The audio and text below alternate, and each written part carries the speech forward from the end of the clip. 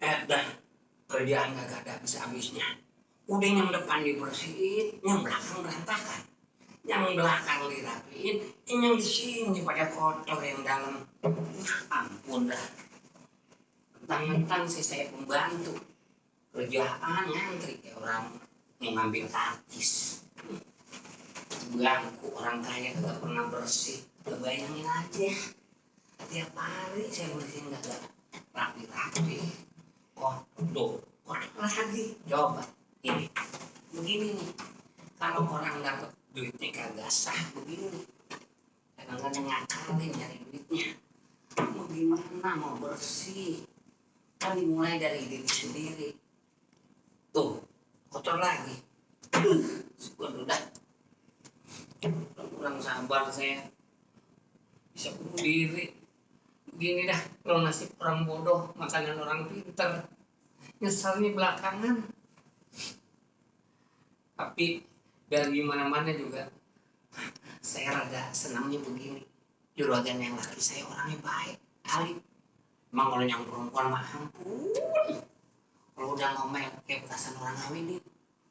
Lah saya seminggu 3 kali diomelin ke orang main obat. Nah, kalau yang lakinya mau begini, dia orang ahli. Mainnya di musola melulu. Kemarin 3 hari kagak keluar-keluar dari musola.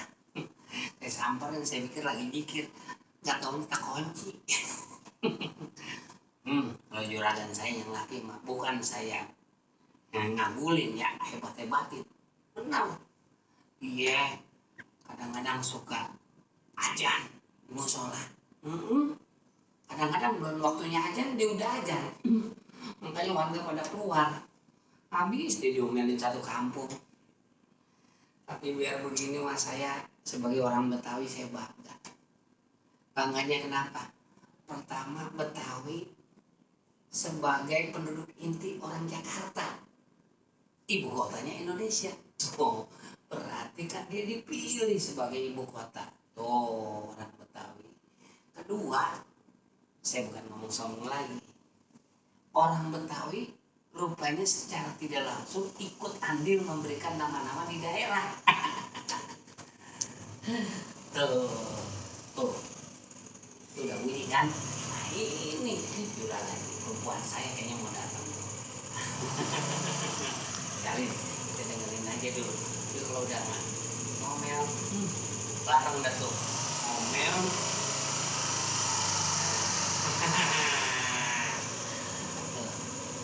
Kalau motornya bunyikan mesin tik tidak, itu juragan saya. Iya, motor aja diomelin sampai capek, terus ini jadi begitu bunyinya. Nah, itu tadi saya bilang orang Betawi itu ternyata dia ikut andil namain nama-nama daerah yang ada di Indonesia. Belum tahu kan? Contohnya siapa yang menemukan itu nama-nama yang di daerah? Nah, yang nemuin Bang Udin sama Pemumut. Bang Udin tukang mancing, Pemumut tukang ngomel. Jadi Bang Udin nih lagi mau jalan mancing.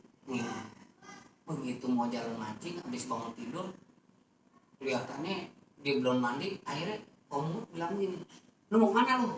Kata Udin, gue mau mancing. Mau ngapa sih lu doain aja, mudah-mudahan gue dapet ikan kakap.